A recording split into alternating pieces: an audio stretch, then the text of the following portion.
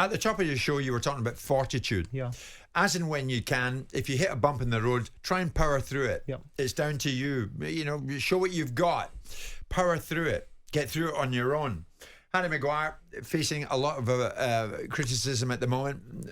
Some of it from pundits, but I suppose pundits, that's why they're there. There's one message that's come in. Maguire. Which pundits? Well, we'll get to that. Maguire says, this listener this morning, the biased, gobby views of raucous fans and journalists, or the considered knowledge of long-term planning of Southgate and his coaching staff. I know which one I would be listening to. And that's fine.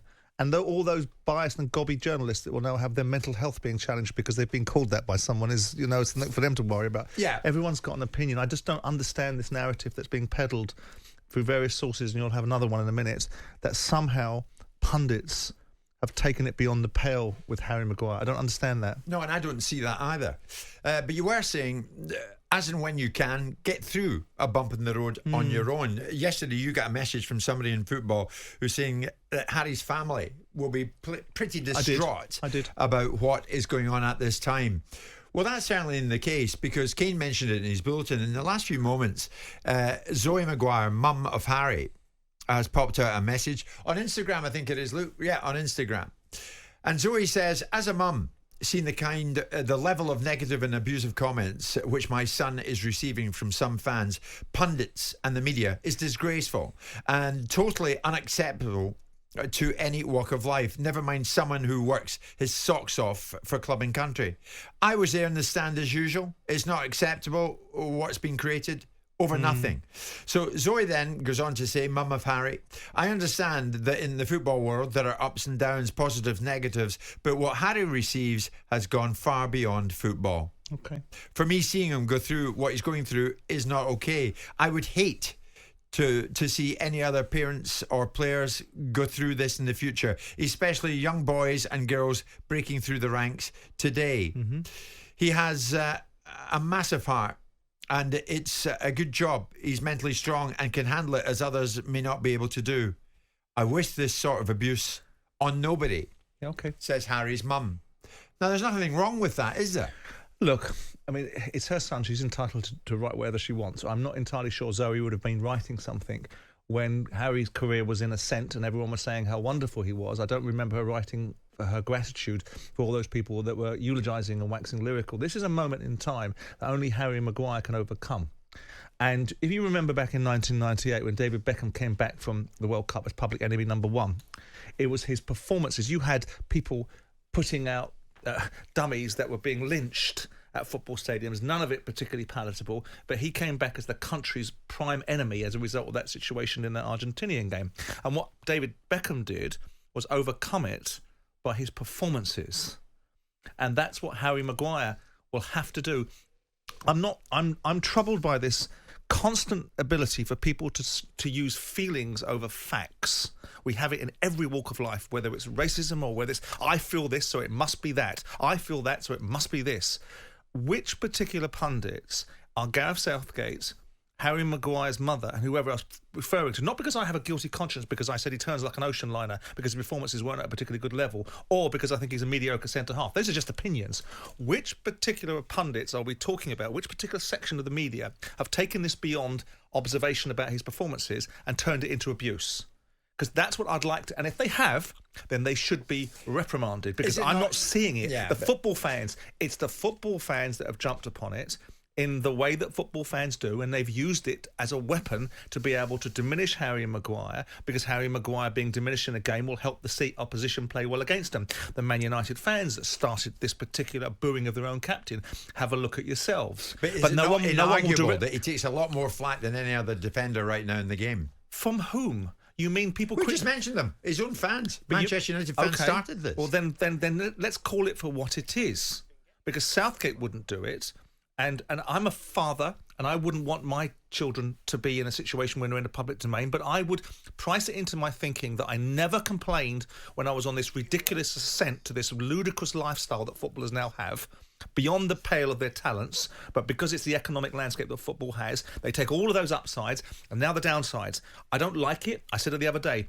This booing of Harry Maguire is not right, but this criticism of him being picked when he's not a regular at Manchester United and having the same standards deployed to him as other people don't, this criticism of his performances, that is the territory of being a highly paid, highly recognised, highly rewarded, highfalutin footballer. That's the price on the ticket. Now, where is, besides the fans, where is this abuse that we're being told exists? Because I want to see it, and if I can see it, I'll shut my trap.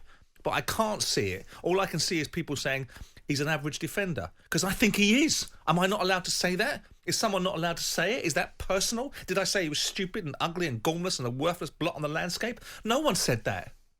But it does happen in social media, and it does happen in terraces, because that's the nature of the beast. And that you cannot price into the thinking. That's why I think it is wrong that people, once he's been picked, once he's playing for your team, what would be the purpose of booing him? It's destructive. But unfortunately, it's the way of the world, and you can't have all this wonderful upside. But it shouldn't be the way of the world. You say, but unfortunately, Jim, it's the way of the world. People shouldn't boo the national anthem. People shouldn't do a lot of things in life. The bottom line is that you've got to be able to find your way through it, because at the end of the day, the values that you have, the things that are important to you, the things that you know in your soul are important to you, like your family and those around you, and those that you know you as an individual. And your strength of character will get you through. I understand why his mother feels the necessity to do this, because she's watching her son and she probably feels this is inherently unfair. If he's got a good heart, that's fantastic. So he should have. People shouldn't have bad hearts. But the fact of the matter is that this is if we are talking, like Southgate did the other day, about people in the media, people that should know better, saying things that are beyond the professional pale of reasonable conduct, let's have these people called out. And you know why they won't call them out, Jim? Because they can't point to it, because it's not true. And I'm not getting all pious about it because I'm defending my own particular pitch, because they can't point to it. So they do it in the abstract. They turn around and say, on this homogenised mass, the media, because all the media is the same apparently. Who are these people? And what is it that they've said? And who is it that's saying the wrong things? And then we can all look at it and go, you know what?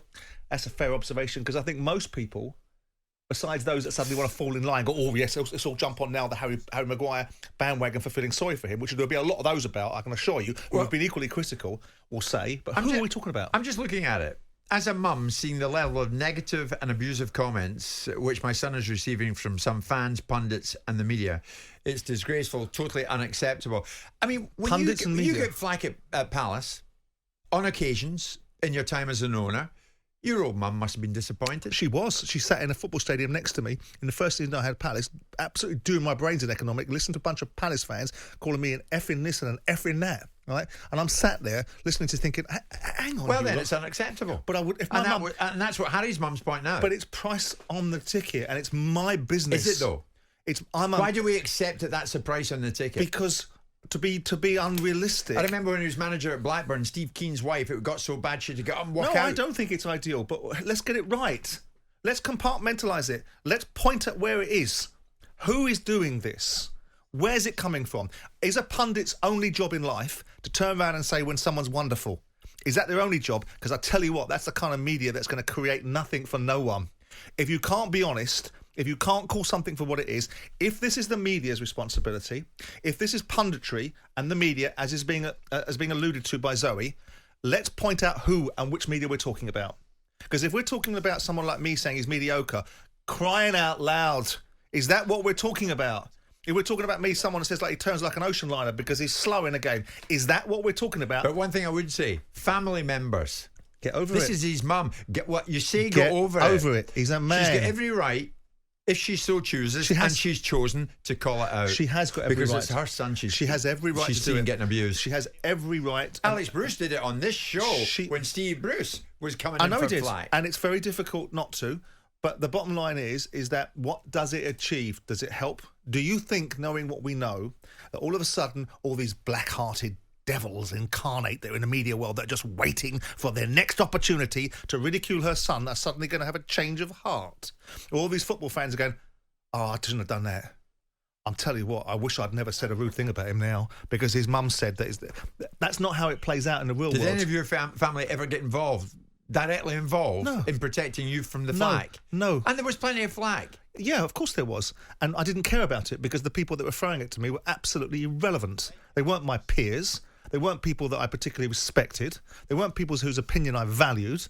So by definition, I took it on the chin because it may well have some substance behind it and it may well not.